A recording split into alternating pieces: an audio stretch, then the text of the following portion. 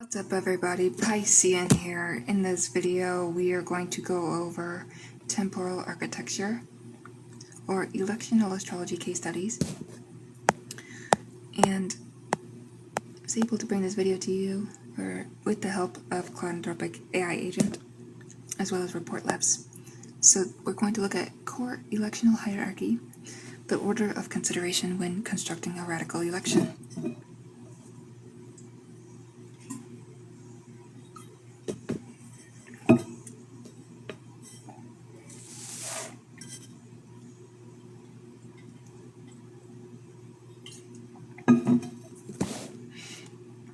So first we're looking at lunar condition, and that's going to be phase sign, speed, VOC, avoidance, which is void of course, and applying aspects, ascendant and ruler, sign, degree, condition of lord, angular strength, moons, the aspects, benefic receptions preferred, avoid hard malefic hits, planetary hour and day, concordance with the matter's natural ruler, house emphasis, relevant houses fortified, cadent weaknesses avoided, fixed stars and Saya, optional precision layer for high stakes elections, and we see natal resonance. Election must speak to the current radical chart. So for this first case, this is an elected chart for the Technology Venture Incorporation, March 14th, 2025, 10:42 a.m. And right at the bottom, we have everything dissected. So ascendant at 18 degrees Gemini, moon at 24 degrees Taurus, and it's applying to a trine with Mercury. We see Mercury and Sun in the 10th house. Venus hour, sacrifice for lunar purity. Founder's natal Mercury in Gemini echoed by the ascendant. And here is the elected moment. So we see Aries, the first house, with Pisces, the 12th. And we also see the ascendant in Gemini. We notice that these smaller planets here are colored planets. These are going to tell us more. We're going to look into this. And then the second case is another elected chart, of course, for a marriage ceremony, this time June 21st, 2025 at 16:18. And this chart shows ascendant at 9 degrees Scorpio, moon at 2 degrees Cancer, which it's not exalted. It's exalted in Taurus, so that's my fault there. Applying trine with Venus, we see Venus exalted on the descendant. We see Jupiter and it's conjunct the moon. And we also notice the anti-Scion link to partner's natal Venus at the elected lunar degree. So here is this elected moment. In this time, we see more planets in the 4th, 2nd, ascendant in Scorpio. And now I want to get into this introduction of what this video is really going to entail. So the difference between a competent I'm competent. The difference between a competent astrologer and a master is the ability to make time itself an ally rather than a neutral medium. My goodness, English is just, you know what, maybe it's because my parents put me in Spanish immersion when I was 5 years old, and now I just can't even understand English. Thanks, Mom and Dad. Electional astrology is the deliberate construction of a beginning, unlike natal astrology, which describes a given moment, or horary, which answers a question posed.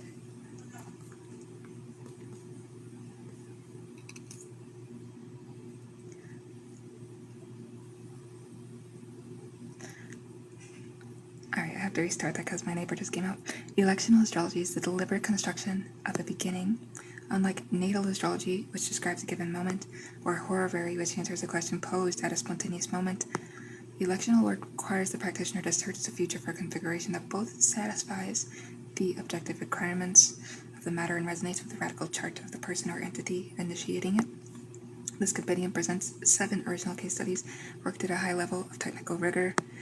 Each includes the constraints given by the client, the search method, elected chart with key justifications, rejected alternatives, and notes on expected development. Footnotes apply the finer technical points, historical parallels, and occasional innovations in method that the main text omits for flow. So we see we have a lot to go over in this video.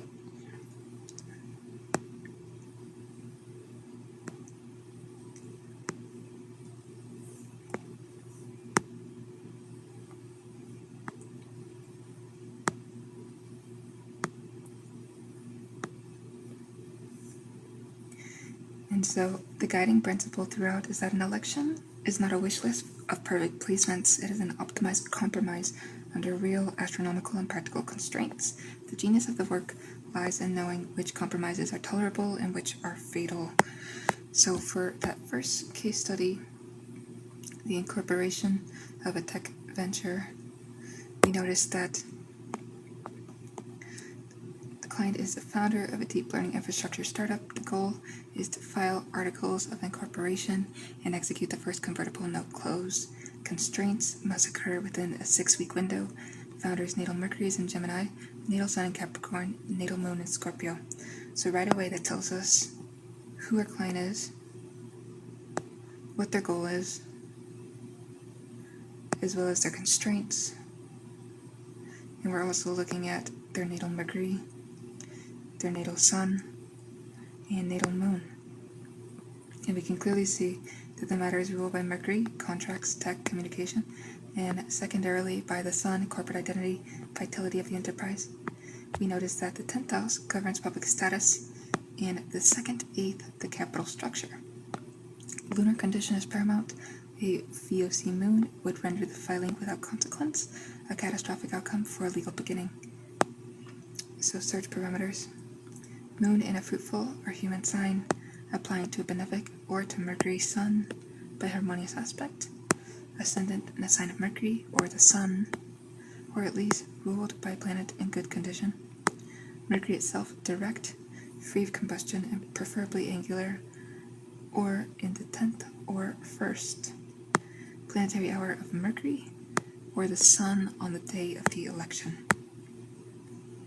So we see the elected moment, hypothetical, fully calculated.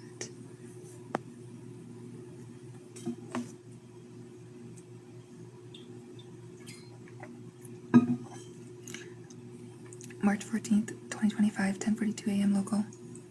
Gemini rising at 18 degrees, Moon at 24 degrees Taurus, and this is applying to a trine.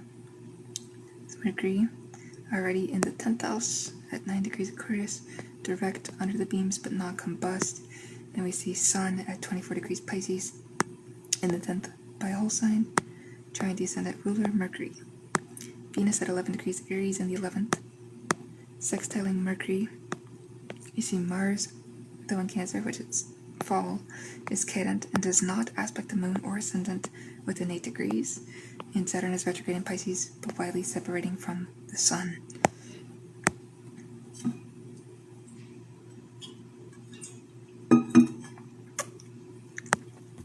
So why does this work? Because the ascendant in Gemini places Mercury as chart ruler and puts the tech significator on the angle. Moon in Taurus is signified by exaltation, slow and applying only to the trine of Mercury, clean reception of the contract energy. The 10th house emphasis, Sun and Mercury, projects visibility. The founder's natal Mercury in Gemini receives a sympathetic echo from the elected ascendant. Natal Capricorn Sun is supported by the elected 10th house Sun, an immutable sign that can adapt.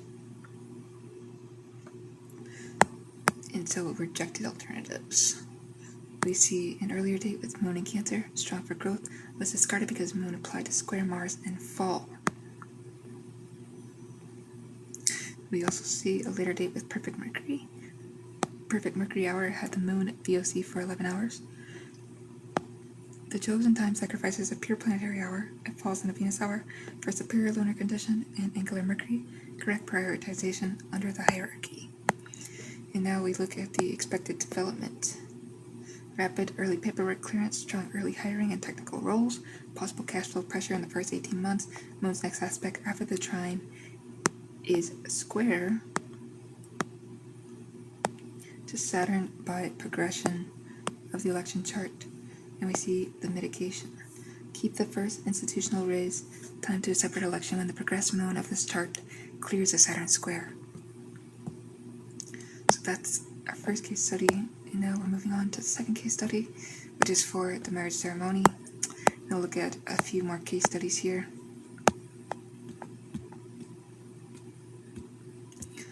So for this marriage ceremony, we see the clients. It's a couple seeking a legally binding and symbolically robust wedding date. we notice that both have natal Venuses in fixed signs. One has a prominent 7th house Saturn in the window, would be late spring to early autumn of a single year, preference for outdoor ceremony. So marriage elections demand special care with the moon, the general significator of the event and of the feminine principle in traditional terms. We see Venus as well, love, harmony, the ceremony itself, and the 7th house, the partnership. The ascendant represents the ceremony as a public act. Its ruler should be well placed and preferably in reception with the 7th ruler. So we have the critical avoidance here, moon VOC, moon applying to Mars or Saturn by hard aspect without reception, Venus combust or Venus retrograde, 7th ruler cadent, 7th ruler afflicted, Ketu near the descendant or Ketu near the moon.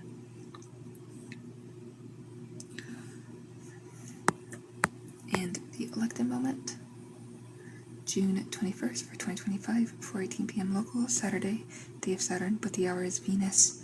And we notice the ascendant, 9 degrees Scorpio, moon at 2 degrees Cancer. Keep saying exalted, but it's not. It's just its home sign, domicile, applying to trine Venus at 28 degrees Taurus, which is also not exalted. Just, again, it's created angular in the 7th by whole sign. Venus is the hour ruler, and we also notice that it is in mutual reception by exaltation with the moon, which is it in mutual reception? It's not exalted. Venus is exalted in Pisces and Moon is exalted in Taurus, so that is that. The 7th cusp is Taurus, and we see its ruler Venus is precisely on the descendant. We notice that Jupiter is at 4 degrees Cancer, is conjunct the moon within 2 degrees, providing a protective envelope, and Saturn is in Pisces in the 5th, trining the ascendant, stabilizing rather than obstructive for a couple who already carry Saturnian themes natally. So, the elected moon's degree, 2 degrees Cancer, is the anti-scion of the slower-moving partner's natal Venus. This creates a hidden sympathetic bond that classical authors would have recognized as a form of secret concordance. The outdoor preference is satisfied by the fixed earthy 7th house emphasis and the presence of Venus in Taurus. So what was rejected, a May date with moon in Libra, natural for marriage, placed Venus under the sun's beams, and the moon applying to opposition of Mars. An August date offered perfect planetary day hour, but put the moon in the Via Combusta. The June election accepts a Saturn day in exchange for exalted luminaries, and a pure Venus hour, again hierarchy over checklists. In the prognosis, marriage has structural durability, Saturn's trine, fixed signs, emotional weather will be warm and protective in the early years, Jupiter moon. A testing period is likely when transiting Saturn reaches the elected descendant, approximately 7 to 8 years out. We notice the couple's natal Saturn already prepares them for it. So that is that case study. And there's actually 7 case studies in here, I did not. So here is case study 3 for elective surgery, orthopedic. We notice the client is a 47-year-old with scheduled knee replacement. Surgeon's availability limited to a 3-week block. And we also notice the client's natal Mars is in Aries, strong, with natal moon in Virgo. And the goal is to minimize complications, accelerate recovery, avoid infection, or extended inflammation. So, medical elections are among the most technically demanding. The body part is signified by specific signs and houses. The knees are Capricorn traditionally, also the 6th house of illness, and the 1st of the body.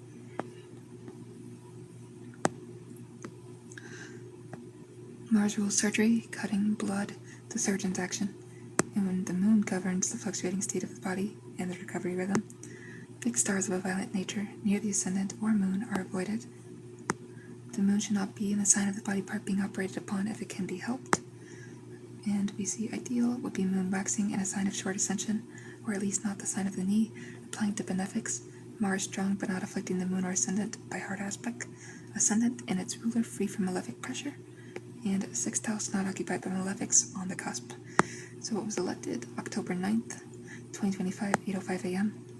with the ascendant 14 degrees Libra, Venus ruled, peaceful, moon at 19 degrees Gemini, waxing, applying to sextile Venus and then trine Jupiter. Mars at 27 degrees Cancer in fall, but cadent in the 9th and separating from a square to the ascendant. The knee sign Capricorn is on the 4th house away from the ankles. Mercury, chart ruler by traditional assignment for Libra rising in some systems, but here Venus is primary and it's in Virgo, dignified in the 12th hospital, but applying to trine Mars, suggesting skillful surgical action. So special consideration be the client's natal Mars in Aries, echoed by the elected Mars still carrying martial force, even in fall. You see the Ketan placement prevents excess inflammation. The waxing moon supports tissue growth and recovery. Planetary hours Mercury, appropriate for precision work. And what's rejected? 2 earlier slots had the moon in Capricorn, the body part sign. 1 had Mars angular and square the moon. Chosen time is not perfect. Mars then falls, never ideal for surgery, but it is the least harmful within the surgeon's window and satisfies the primary lunar and body part constraints. And so the expected course would be clean procedure, moderate post-operative swelling resolving within normal perimeters, physical therapy progress ahead of average for the age cohort, a brief inflammatory spike is possible when the progressed moon of the election chart squares the natal Mars of the client, approximately 11 to 14 days post-op. Anti-inflammatory protocol should be ready. Okay, moving on to the 4th case study, which is going to be long-haul relocation and property purchase. We see the client is family 4, relocating internationally for a multi-year professional assignment, must purchase a residence within 90 days of arrival. Natal chart shows strong 4th house and Cancerian themes and the primary decision maker. I gotta grab some more water.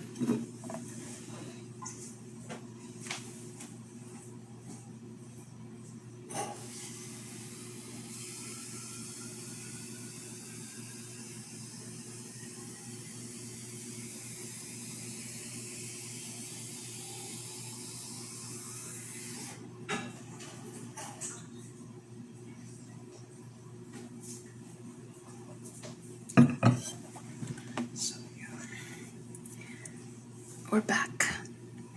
Alright, so we see relocation elections involve the 4th house, home, roots, the property itself, and the moon, the move, the emotional climate of the new place, the ruler of the 4th as well.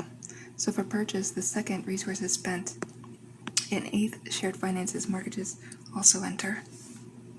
We notice that the ascendant of the election should not be afflicted if the family intends the place to be a true home rather than a temporary base.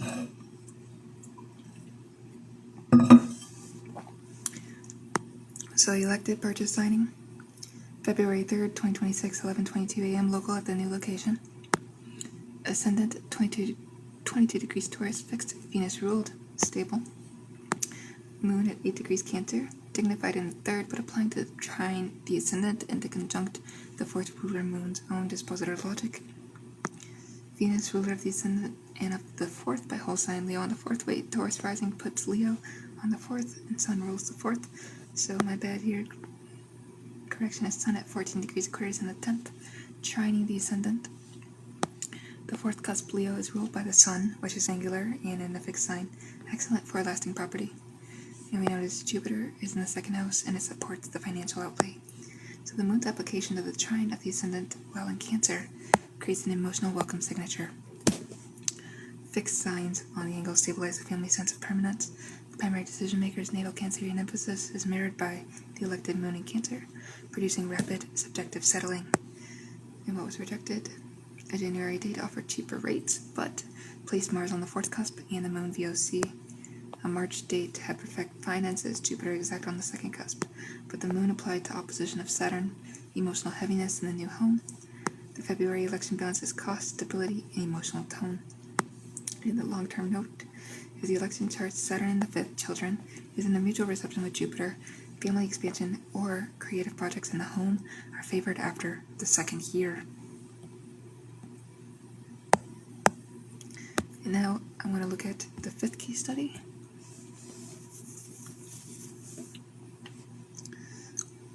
Launch of a creative work novel publication. So the client is author of a literary novel with strong symbolic and philosophical content. Publication date controllable within a 2-month window. Natal Mercury tightly conjunct natal Neptune and natal Sun in the 9th house. So creative launches are ruled by the 5th house. Creative output. Mercury, the written word, and Venus, aesthetic reception. The ninth house is relevant for works of philosophical or cross-cultural ambition. The moon should be waxing and preferably in a sign that supports visibility or emotional resonance, and that would be Leo, Cancer, Libra, Taurus. And elected for September 12th, 2025, 9:37 a.m. with the ascendant 3 degrees Scorpio, fixed, intense, memorable.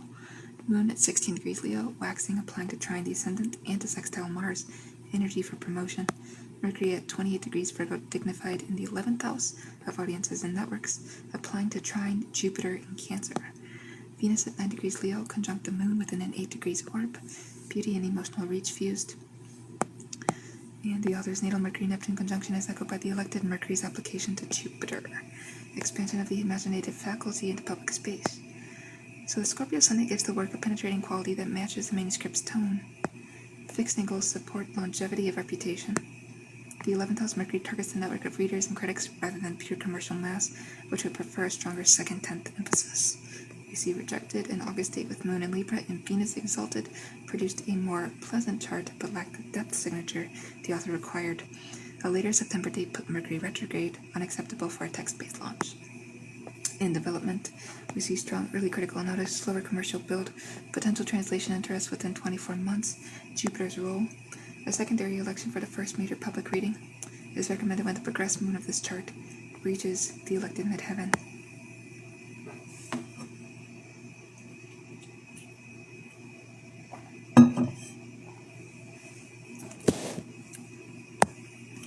Alright. High stakes contract negotiation. So we see here this client is an executive negotiating a multi-year partnership agreement with a larger entity. Must sign within the 10-day window imposed by the counterparty. Natal 7th house emphasis. Natal Mercury square natal Saturn. And this is caution in speech and contracts. Or it should be there. So, contract elections prioritize Mercury, the agreement itself, the 7th house, the other party, and the 3rd, 9th for the terms. The moon should not be VOC. Mercury should be direct and preferably in a sign of its dignity, or at least free from severe affliction. Reception between the 1st and 7th rulers is highly desirable. It signals that both parties see each other in the terms. Elected November 5th, 2025, 2:14 p.m., 27 degrees Aquarius, rising 11 degrees Taurus for the moon. It's exalted. That's actually correct. Applying to trine Saturn and Pisces, and then to sextile Mercury. Mercury at 19 degrees Scorpio, direct in the 9th house, legal terms, long-range agreements, and mutual reception by sign with Mars and Virgo. The 7th cusp is Leo.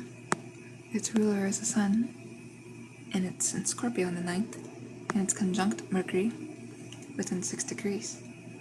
So the other party's significator is bound to the contract's intellectual core. Saturn's involvement via the moon's trine adds durability and seriousness that matches the client's natal Mercury-Saturn square. The election speaks to the natal caution rather than fighting it. So this is an example of genius level natal resonance. Instead of trying to overcome the client's natal Mercury-Saturn tension, the election incorporates a constructive Saturn contact so that the native zone caution becomes an asset in the negotiation rather than a source of paralysis.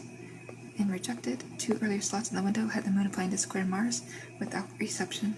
In one place, Mercury stationary, too risky for a document that must remain clear under scrutiny. And so the outcome expectation is terms that are stricter than the client initially hoped, but more protective than the counterparty preferred. So renegotiation clauses will provide and prove valuable. Renegotiation clauses will prove, not provide, holy shit, valuable around the 3rd anniversary, when transiting Saturn aspects the elected Mercury. Maybe my eyes are that bad. I just don't make my videos with like my glasses on, like reading without them. And we have one more case study, and then we're going to look at synthesis as well as notes. So for the final case study, we see this client is a consortium establishing a privately funded institute for fundamental research in complex systems. desired lifespan measured in decades. Founder's charts show strong Uranian and 11,000 themes. And the window, anytime in a 14-month period, but building lease starts on a fixed date. So, an institution intended to outlive its founders, it requires fixed signs on the angles, a strong and well-aspected Saturn structure, time endurance, and a 10th or 11th emphasis for public and network legacy. The moon should be in a fixed or fruitful sign and applying to benefics or to Saturn by harmonious aspects. Outer planet signatures, Uranus, Neptune, Pluto, may be welcomed if they match the Institute's cutting-edge brief, provided they do not destabilize the angles. Elective founding ritual and first board resolution, April 18th, 2026, 11:05 a.m. We see ascendant at 8 degrees Leo, fixed solar visible. Moon at 22 degrees Taurus, exalted fixed, applying to trine Saturn at 24 degrees Pisces, and to sextile Jupiter. Sun at 28 degrees Aries in the 10th house, sign, giving the Institute a pioneering public face. Saturn, though an immutable sign, is the primary guarantor of longevity and is mutual reception by exaltation with the moon. Moon exalted in Taurus, Saturn traditionally exalted in Libra. Here the reception is by the moon's trine, and Saturn's role is Time Lord. Uranus at 29 degrees Taurus is conjunct the moon within a wide orb. Innovation is present but contained by the lunar exaltation and the Saturn trine. The least dark constraint forced to compromise on the exact degree of the midheaven. The chosen time places a fixed sign on the MC, which is the midheaven, by equal house and keep the sun in the 10th by whole sign. Now, this dual system robustness is a deliberate design choice for an entity that must function under multiple interpreted traditions. Rejected several dates in 2025 offered tighter outer planet aspects but placed the moon VOC or put Saturn on the ascendant, too heavy for a research culture that needs intellectual freedom. The April 2026 election accepts a slightly wider Uranus orb in exchange for exalted moon, solar 10th house presence, and fixed ascendant. And a century scale note, the elected Saturn will progress into Aries and eventually meet the Sun's natal position.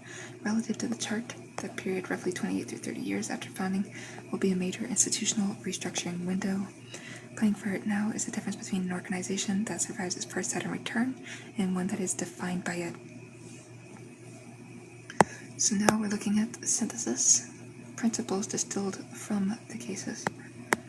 So first we see hierarchy is not optional, lunar condition outranks planetary hour, angularity of the relevant significator outranks a nice aspect that is cadent. Every case above required at least one painful trade-off. The correct trade-off is what distinguishes the election.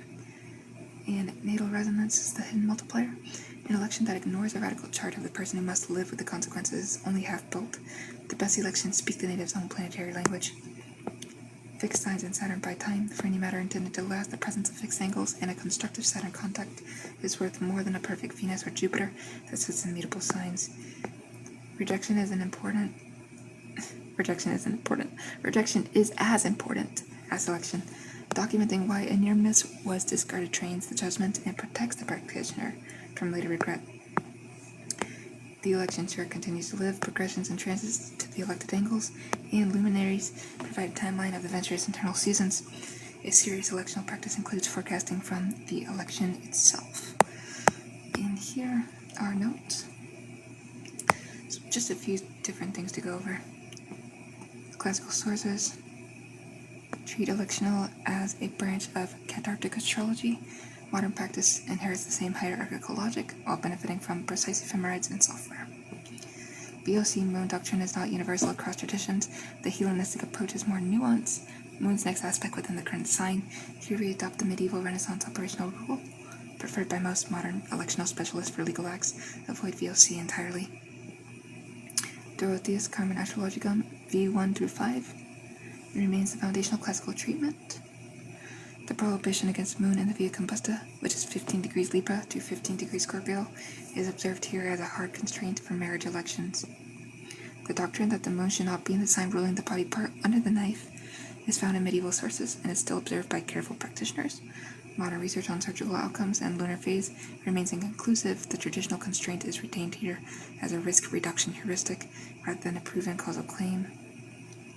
Some traditional authors recommend placing the moon in the fourth for a permanent home. Others prefer the fourth ruler strong and the moon applying to it. Both approaches are valid. The choice depends on whether emotional comfort or structural security is a higher priority. For publications intended to endure, fixed signs on the ascendant or fifth cusp are preferred. Mutable signs favor rapid but possibly shorter-lived attention, while cardinal signs favor strong initial impact that then requires sustained effort. Christian astrology contains extensive material on contracts and partnerships. The modern edition is the careful tracking of Mercury's speed and latitude.